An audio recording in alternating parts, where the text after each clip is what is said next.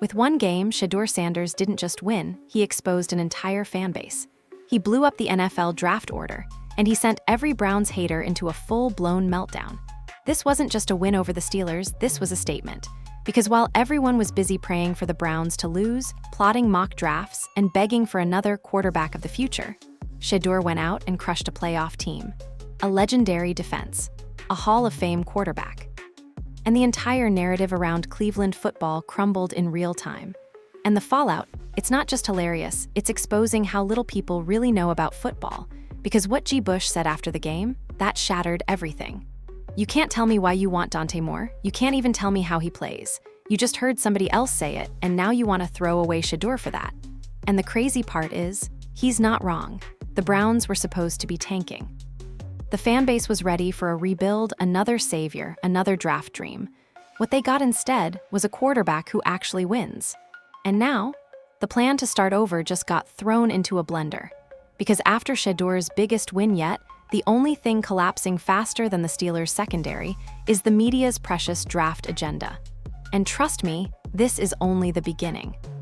Shadur Sanders' win over the Steelers wasn't just another W in the column, it was a direct strike at every critic, every draftnik, every casual fan that spent months counting down to quarterback shopping season. Because let's be real, heading into this game, the conversation surrounding the Browns had nothing to do with building, winning, or momentum. It was collapse season, tank season. People were already talking like the season was over, like all that was left to discuss was which shiny new quarterback prospect Cleveland should grab with their top 5 pick. But then Shadur Sanders walked into that stadium and flipped the entire narrative on its head. The Steelers were fighting for their playoff lives, and they played like it. On both sides of the ball, Pittsburgh had been catching fire. Their defense had turned into a nightmare for opposing quarterbacks, and Mike Tomlin had them laser-focused. All the pregame talk was about how Cleveland's offensive line couldn't hold up, how Shedeur was going to be exposed, and how this would finally justify the calls for the Browns to draft a real quarterback in April. That dream died around the same time Shedeur made his first third-down conversion under pressure. Let's break it down. 17 completions on 23 attempts, in freezing weather, against a top-tier pass rush. And he did it without his number one target, playing behind one of the worst offensive lines in the NFL according to Pro Football Focus. That's not just competent quarterback play, that's command. That's poise. That's resilience that doesn't show up in a stat column but gets felt throughout a locker room. Most young quarterbacks in this position crumble. Shedeur delivered. He didn't light up the scoreboard, but that's irrelevant. He played smart, efficient football and walked away with a win that put the rest of the league, including the Browns' front office, on notice. And that's what makes this win so devastating for the critics. Because now the math doesn't work the way they hoped it would. That win dropped Cleveland in the draft order from pick 5 to 7, a small difference on paper, but catastrophic for those praying to land one of the top-ranked quarterbacks. 2 teams ahead of them need QBs. Which means even if, and that's a huge if, the Browns were looking to grab a new face of the franchise in April, they're officially out of position to do it. Missed window, door closed, back to reality. Suddenly, all those media personalities with their QB big boards aimed at Cleveland are scrambling to spin this win into a problem. And a lot of them look ridiculous because they weren't analyzing, they were rooting for failure. They needed Shedeur to flop so they could keep recycling the idea of Cleveland hitting the reset button. But that's not what happened. What happened is that Shedeur helped take down the Steelers while playing efficient, cerebral football, making big-time throws under duress, and doing exactly what rookies aren't supposed to do: win meaningful games late in the season. And G. Bush, he wasn't about to let the moment pass without putting every hater directly under the spotlight. His post-game breakdown was more than petty, it was surgical. He didn't just defend Shadur Sanders, he dismantled the opposition. He said what everyone else was too scared or too biased to admit: most of the people calling for a new quarterback can't even explain why. They couldn't describe Dante Moore's playstyle if their life depended on it. They're clinging to buzzwords, hearsay, and viral highlight clips while ignoring the one thing that actually matters: on-field production. Because what Shedeur's doing right now, that's production with stakes. G. Bush wasn't just celebrating a win, he was laying a marker. That was his moment to say, "I told you so," and he did it with full force. He told people months ago that the Browns had something in Shedeur. He kept that same energy even when Cleveland took some LS. And now that the rookie is proving people wrong late in the season, Bush came out swinging. "Jimmy liked what he got," he said, referring to Browns owner Jimmy Haslam. That wasn't just a flex, it was insight. Haslam's watching the same tape we are. He's seeing a player that brings maturity, marketability, and an actual path forward. Why would any owner throw that away on another project quarterback who hasn't done anything at the next level? There's a reason this game stung the critics so badly. It didn't just knock them down in the draft, it knocked them down in front of their audience. Because they weren't just wrong, they were loud and wrong. They were certain that the Browns would fold, that Shedeur would get outclassed, that the narrative they'd been scripting for weeks would come true by force of will. What really happened? A rookie QB showed up in one of the highest pressure games of the year and pulled off a win nobody gave him credit for even attempting. Now, the so-called experts are twisting themselves into knots trying to justify why this win doesn't count. The Steelers were overrated. It was a low-scoring game. He didn't throw for 300 yards. It's all noise. Every year, playoff teams win ugly games. That's football. What matters is when it was time to step up, he did, and now the entire league and every voice that counted Shedeur out has to live with that. And that's just one game, just one chapter, because what happens next? It's going to be even harder for the critics to spin.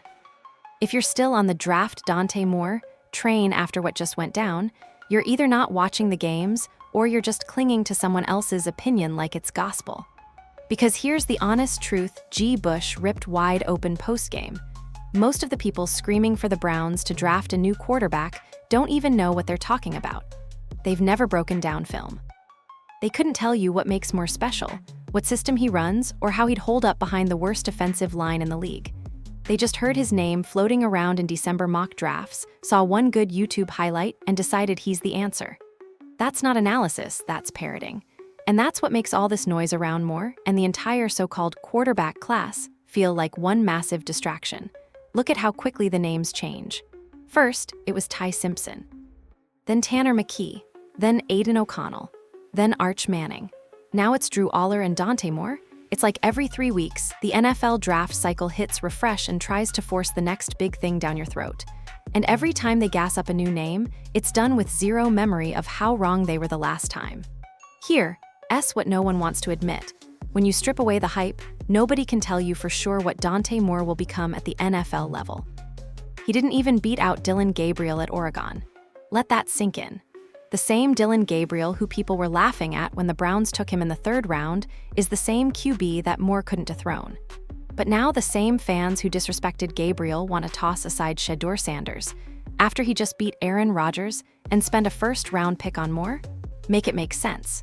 What people are failing to realize is that this isn't some off-season decision-making warm-up. This is real football. The Browns didn't just beat a Steelers team, they shook up the AFC playoff picture. This wasn't preseason. This wasn't 7-on-7s. This was grown man football with the season on the line, and a rookie quarterback walked in with a depleted support system and got it done.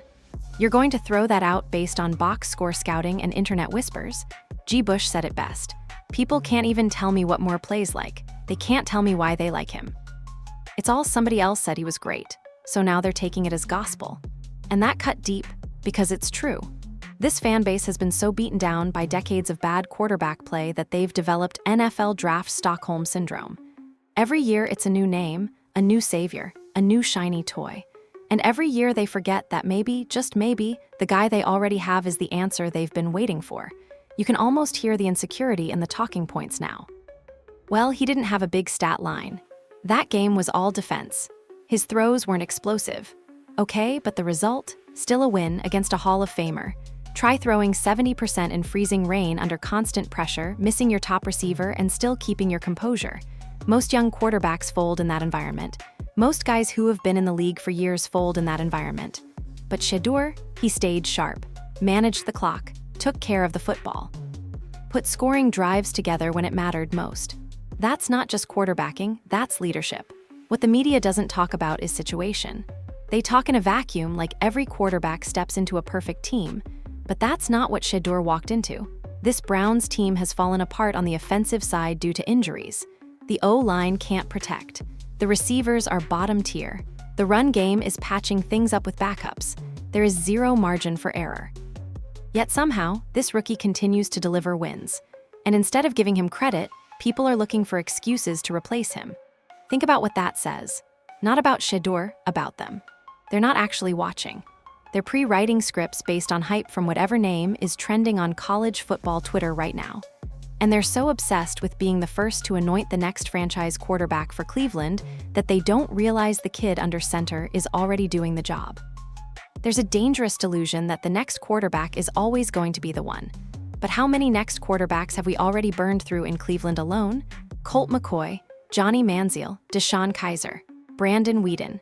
Even the ones with some success, Baker Mayfield, were run out of town after a few bad stretches. The common theme? We always want new instead of investing in what's real. The moment things get hard, we reach for the reset button. That mindset. It kills any chance of stability, growth, or culture. And that's the real problem G. Bush has been trying to shine a light on. Because what Shedeur is doing in Cleveland, with bad protection, limited weapons, and the spotlight getting hotter each week, that's not normal for a rookie. That's elevated. That's rare. And it's exactly the kind of performance that championship teams recognize and build around. College stats and draft projections mean nothing once bullets start flying in the NFL. What matters is how you respond to pressure. And right now, Shedeur's pressure response is exposing the entire draft a QB crowd as lost.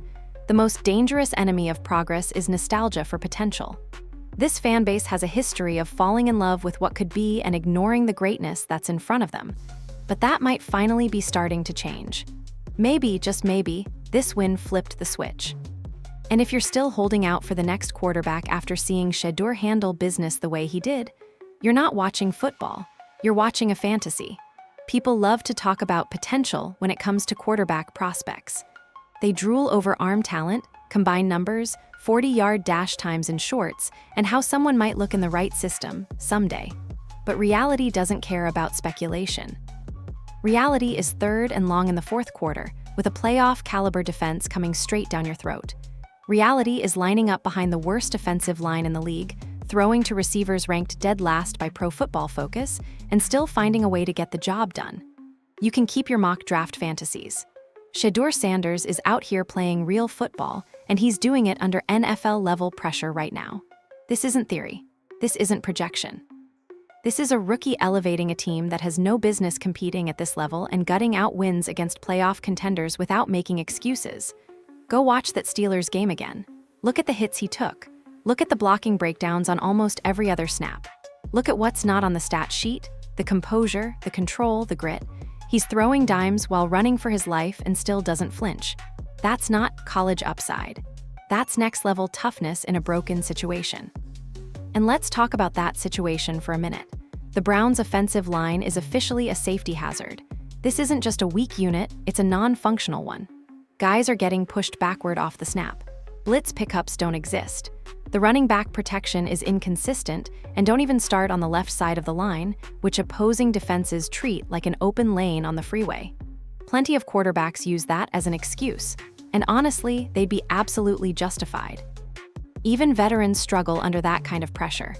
Plenty of QBs in this league would completely implode under the circumstances Shedeur is dealing with on a weekly basis.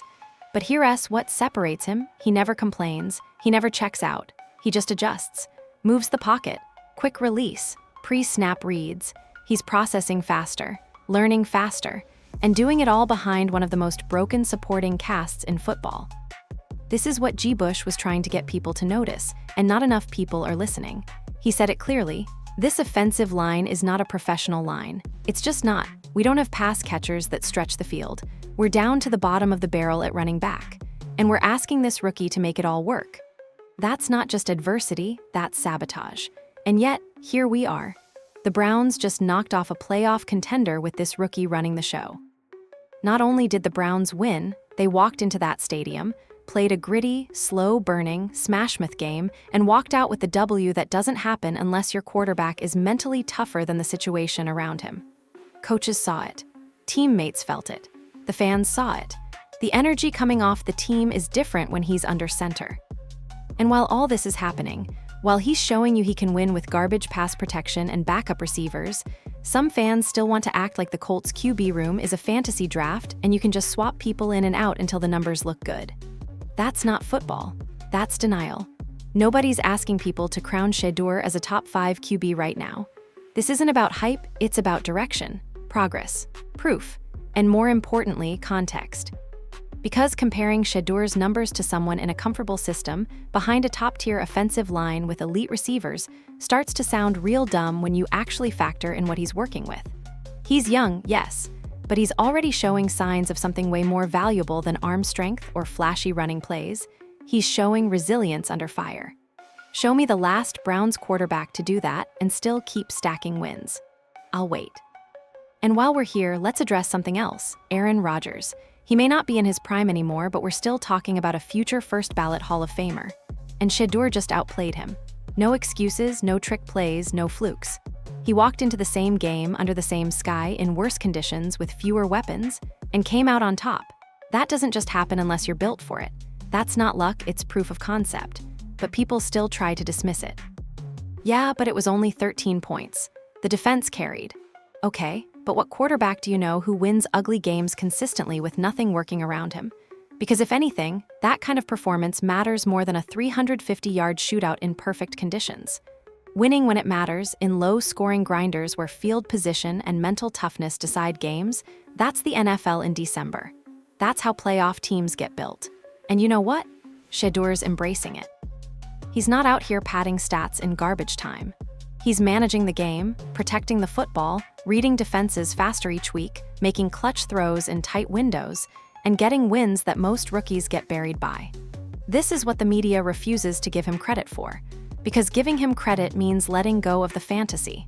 Letting go of that next QB, hope the Browns have been dragging around like dead weight for nearly 2 decades. It means maybe. Just maybe, the guy who wears number 12 is better than anyone wants to admit. It means this organization might not need to keep erasing the chalkboard every year just to start drawing up a new dream. And that realization is terrifying to a lot of people. Because if Shadur Sanders really is legit, if he continues to gut out wins like this with nothing given to him, it means the excuses are gone. It means the search might already be over. It means the Browns finally have a real answer at quarterback. And it didn't come from a top 3 pick or a college football PR machine. It came from the guy who just walked into the fire and didn't flinch. The wildest part about this entire conversation is how far removed it is from reality. You've got fans yelling, just draft a new quarterback. Like this is some kind of Madden franchise mode where contracts, cap space, and locker room dynamics don't exist. But here, what G. Bush made clear during his viral post-game stream, quarterback turnover doesn't happen in a vacuum. There are layers to this, and most people don't even understand the rules of the game they're trying to play. Let's start with the cold, hard numbers. Deshaun Watson is locked in. Like it or not, his contract is immune to your opinions. The Browns owe him nearly $80 million in cap hits over the next season, and there's no language in that deal that gives them a clean escape route. They can't cut him. They can't trade him. You'd have to rip the team apart financially to make that scenario work. And even if you did, what's the plan? Replace him with another rookie? Start all over again? For what? Just because the timeline got messy. This is what G. Bush meant when he said, if you really believe the Browns can just replace the entire quarterback room, I can't have a serious conversation with you. That's not disrespect, it's facts. Quarterbacks are expensive. Quarterbacks take time. Quarterbacks need the pieces around them to function. You don't just kick one out the door and pray the next one works better. That's how you stay rebuilding forever. The great organizations, they don't operate like that. They play chess, not checkers. Now look at the structure. Deshaun is QB1 on the books, period. Dylan Gabriel, love it or hate it, was a 3rd-round pick this year. You don't draft a QB that high and cut him 9 months later unless something catastrophic happened. He's not going anywhere either. That means your top 2 guys are already locked. Where exactly do you think a shiny new draft pick is going? Why waste a 1st-rounder on another quarterback when you're already holding 2, plus just found out that the guy running your offense right now might actually be the one you've been looking for all along? It's not just football. It's business. Jimmy Haslam may be many things, but one thing he's not is stupid when it comes to the economics of sports. He's not throwing away a 5th-round pick he traded up for on one of the most marketable young quarterbacks in the country, especially not after that quarterback just beat one of the biggest brands in football on national TV. Shedeur's jersey sales are climbing. His name is trending every week. He's marketable, effective, and clearly not overwhelmed by the spotlight. Haslem is watching that, and believe me, owners care way more about brand value than fans do.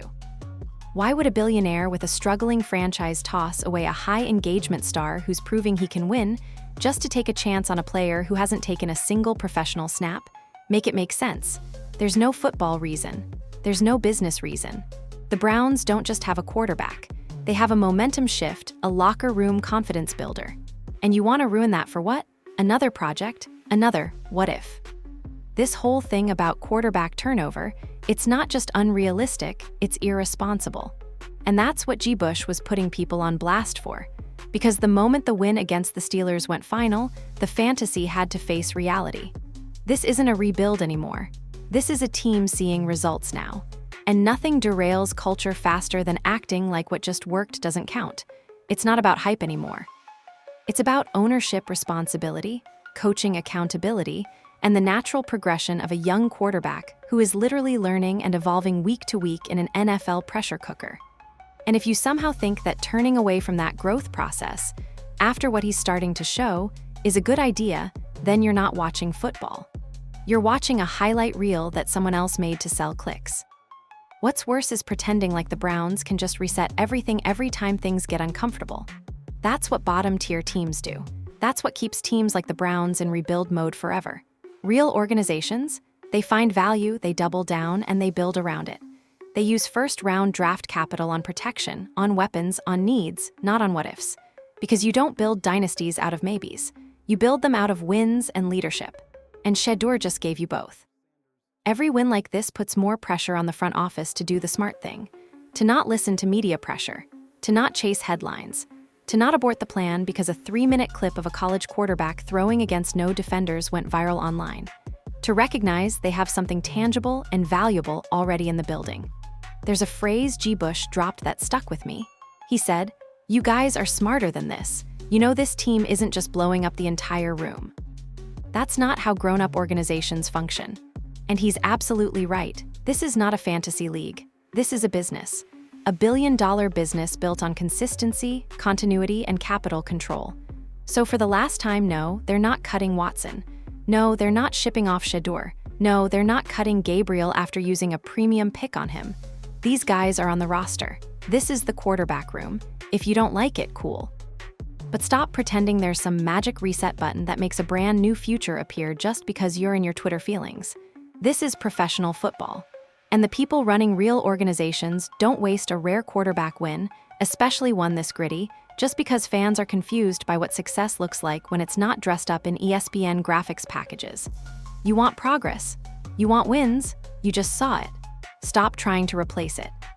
This is where champions get made, not in flashy trades or big-name draft picks, but in the uncomfortable moments when a franchise has to decide whether to chase hype or double down on what's real.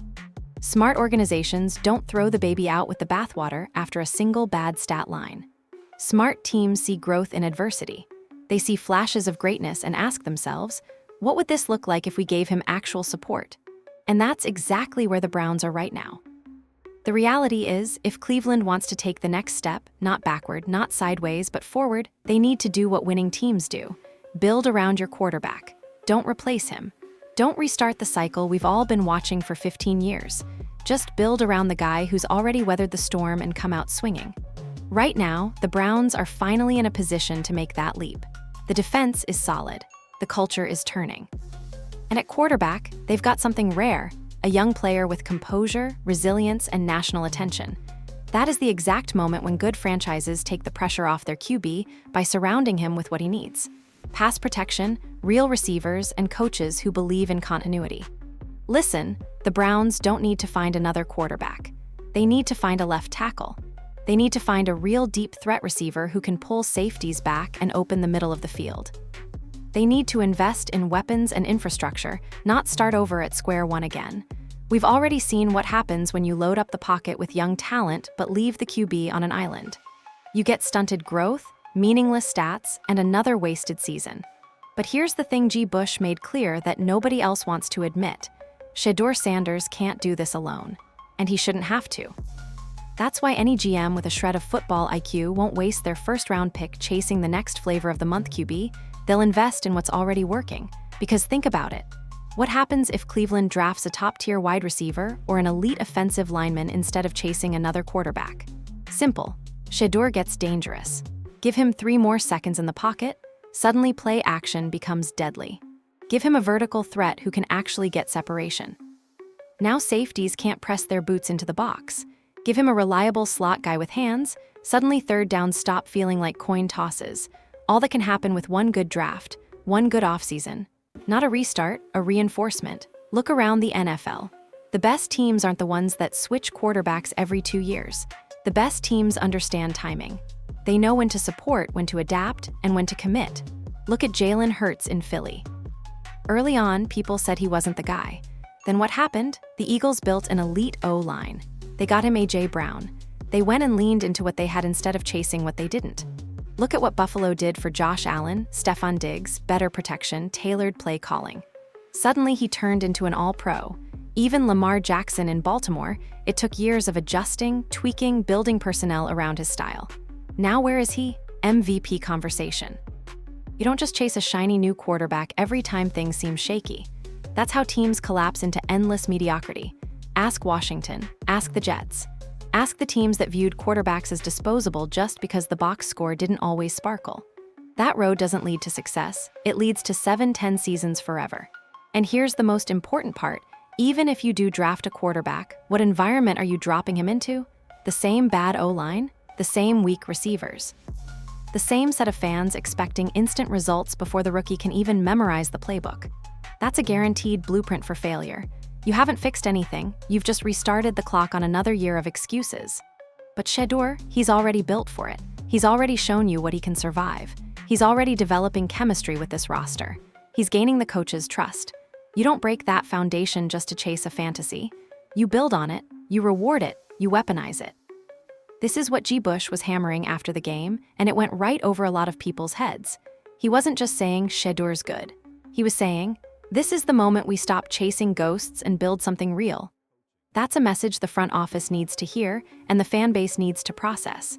Because if the Browns waste their first-round draft capital on another quarterback just to satisfy media hype, they're not building a contender, they're rebuilding their problems.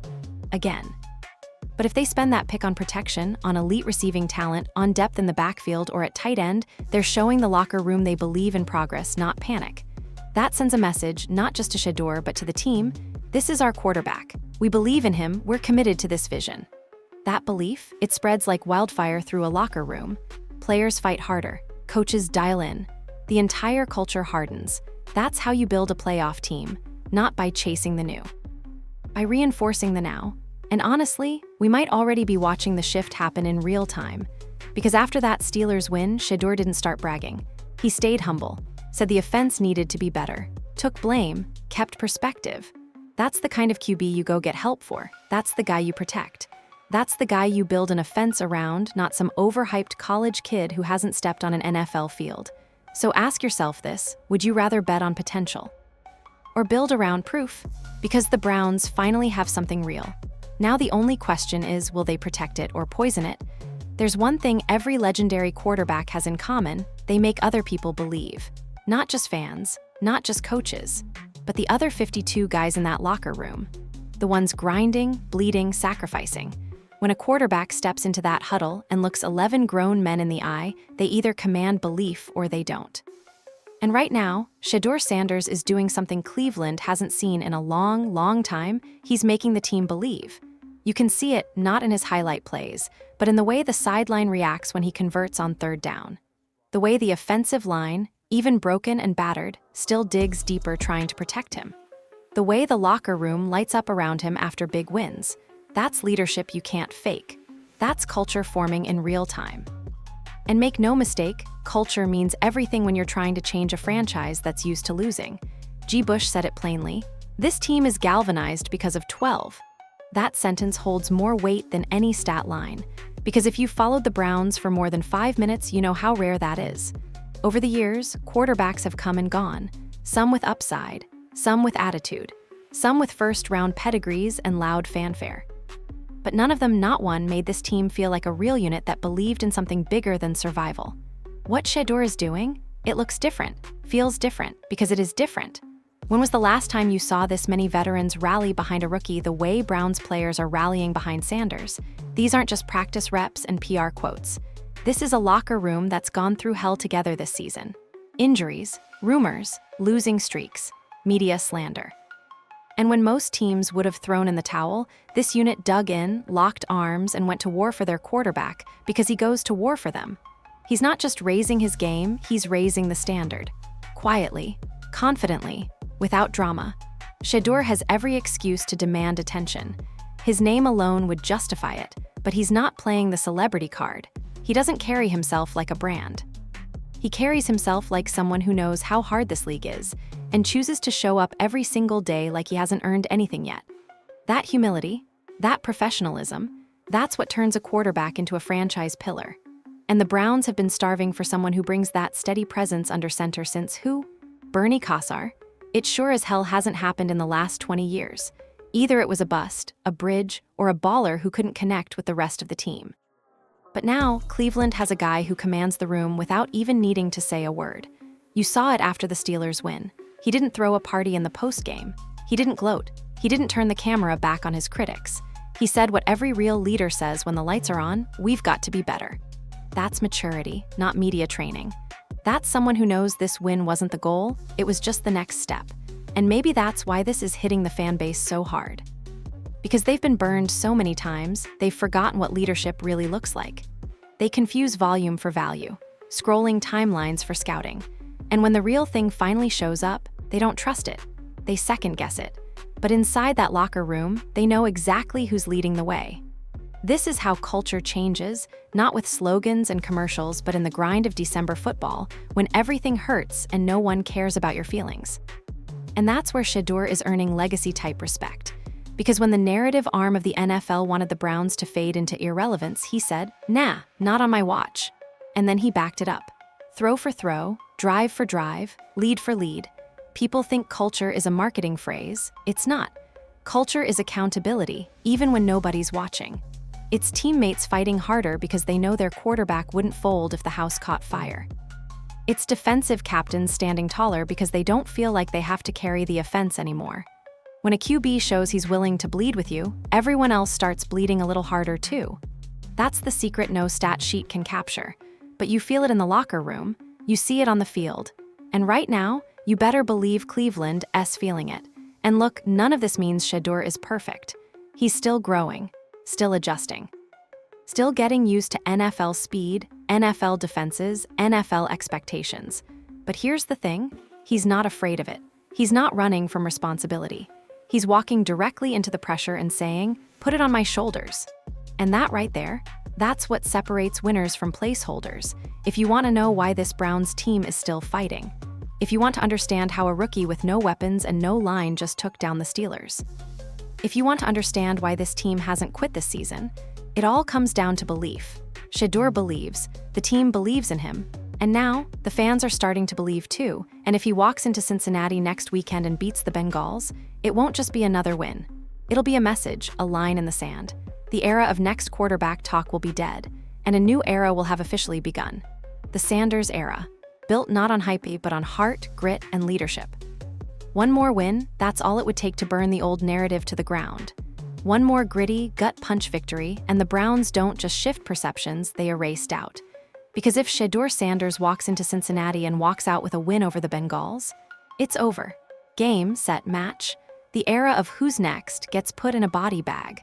That game means more than just pride. It means absolutely everything to the future of this team. Right now, Cleveland holds the 7th pick in the upcoming NFL draft. Every win moves them further down the order, and that terrifies the people who are still clinging to mock draft fantasies like a lifeline. The haters, they're praying the Browns lose to avoid sliding out of the quarterback conversation, because they know what's coming if Shedeur wins again. It's no longer a debate, it's a brick wall. Because here's what happens if the Browns beat the Bengals in Week 18. The team finishes on a winning streak. The locker room is solidified under Shedeur's leadership. The front office can no longer justify taking a quarterback early. And the Browns likely drop out of range for every top QB prospect in the draft. And that's what has the draft media in full meltdown mode. That one win wouldn't just move the Browns into pick 9 or 10, it would annihilate any reason to believe a Drew Aller, Dante Moore, or insert your hyped freshman here is the future of this franchise. You'd be reaching just to reach. Not drafting because of momentum or fit or football reasons, but drafting out of narrative panic. And that's where smart organizations separate themselves. Because real front offices don't chase noise, they look at what's in front of them and say, this guy is already doing it. The Bengals aren't some walkover team either. This is a division rival. A team still hungry, still dangerous, still playing with pride, and there's nothing sweeter than spoiling their season to close out yours. Think about the historic weight of that. Cleveland hasn't had stability at the quarterback position in decades. But for Shedeur to end the season on back-to-back wins over playoff teams, to take down Pittsburgh and Cincinnati within 2 weeks, that would be a moment. A banner-raising moment. You can't ignore this anymore kind of moment. The same Shedeur the media pegged as not ready. The same Shedeur fans said was just a placeholder until the next big-name rookie came along. The same Shedeur who came into the league surrounded by doubts, silence, and eye-rolling from analysts. Now he's walking into division battles and just taking people out. Let me put it this way, if your quarterback ends the year beating 2 AFC North rivals, one with playoff implications, and does it while navigating a depleted roster and a league-worst offensive line, you don't push the restart button. You lean all the way in. That Bengals game isn't just another matchup. It's the final test, the exclamation point, the seal of approval. And if Shedeur walks in there with the same quiet confidence and measured execution he showed against Pittsburgh, that stadium won't just be losing a football game, it'll be watching a change of power begin in the AFC North. And here's the part fans don't want to hear, but need to. If you're still begging for a first-round quarterback at that point, you're not thinking about football strategy, you're thinking about content, about clickbait, about fantasy drafts.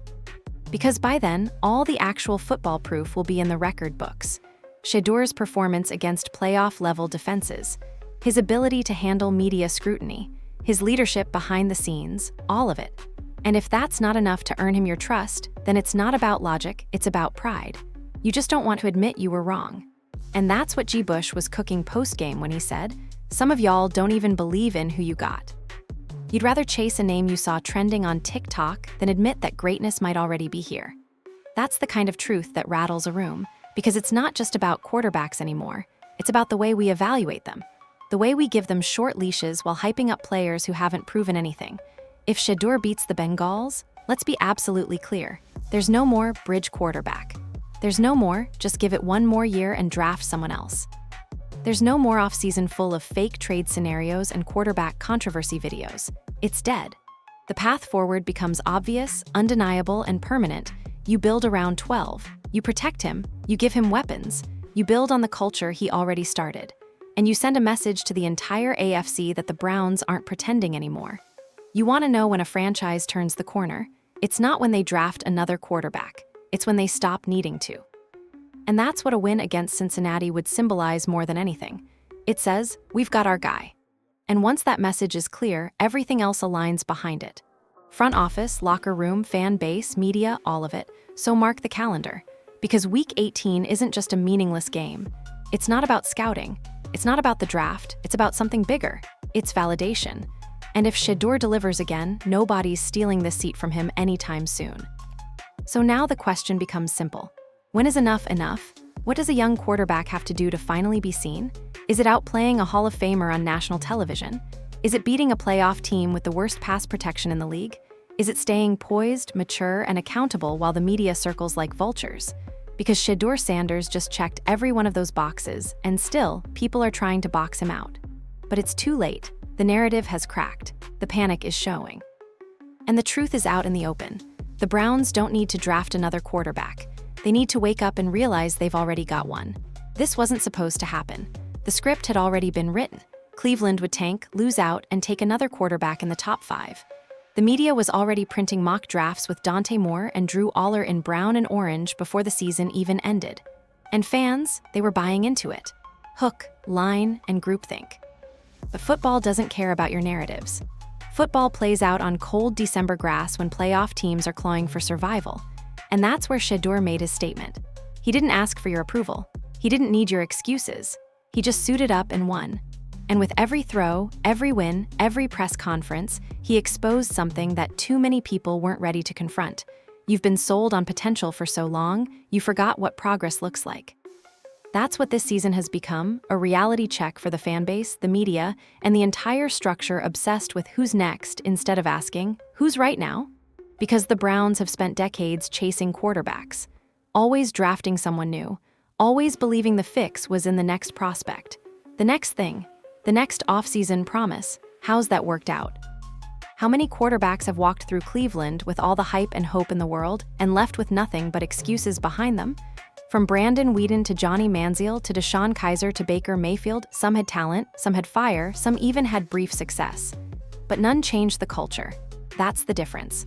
Shedeur's not here to flash, he's here to finish. To grind, to listen, to lead. And that's dangerous, because leadership is contagious. It spreads, and once you have it at quarterback, things start clicking. The O-line starts fighting through injuries. The receivers run sharper routes.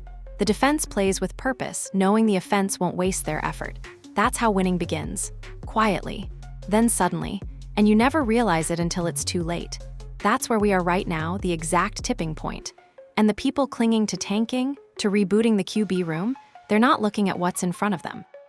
They're hiding behind old strategies built on fear. Fear of trusting the unknown. Fear of sticking with a young quarterback before ESPN tells them to.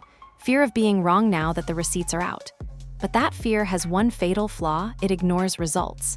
And Shedeur, he's stacking them, brick by brick, drive by drive, win by win. And here's the funny part nobody likes to admit: if his name was different, if it didn't come with a famous last name, the support might be louder.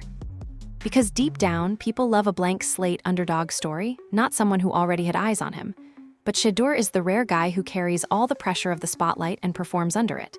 Don't confuse exposure for entitlement. He doesn't want handouts. He wants accountability. He wants smoke, and he's not ducking anyone. That's how you know he's the real deal, because the NFL doesn't wait. It doesn't hand out grace periods or second chances. You either deliver or disappear. And Shedeur, every time they've doubted him, he's delivered louder. So here we are. The Browns have moved from pick 5 to pick 7. One more win, and they might drop to the back of the top 10 or out of it completely. That terrifies the people who built careers on hyping quarterback prospects they couldn't break down past a YouTube reel. But it's exactly what smart franchises pray for: a reason to invest elsewhere. A reason to protect the guy who's already proving he belongs. You want to be a losing team forever? Keep restarting the story. You want to win long-term? Build around success. Don't ignore it, nurture it. Use that first-round pick on someone who will help your quarterback, not try to replace him. Fix the line, upgrade the receivers. Draft for the system you're building, not the one you're scared to commit to. Because Shedeur, he's not just giving you a highlight reel, he's giving you a chance to break the past. A chance to stop cycling and start climbing. There's a line G. Bush said that deserves to be framed on every whiteboard in the front office. At some point, these wins come back to help you because you learn. You galvanize, you come together as a team. You can't keep looking around for another hero. Sometimes, the hero's already in the room. And G. Bush is right. The hero might already be wearing number 12. You can keep waiting for the next quarterback, or you can realize he's already here. Shadur Sanders just crushed every narrative, exposed the draft media machine, and forced the Browns into a decision they never thought they'd have to make: not who to take next, but how to protect what they already have. Let the rest of the league sleep. Let the mock drafts melt. Let the doubters backtrack. Because the only thing crashing harder than the draft board is the old way of thinking. And what's rising in its place? A new era, a new energy, and a quarterback who's ready to lead it.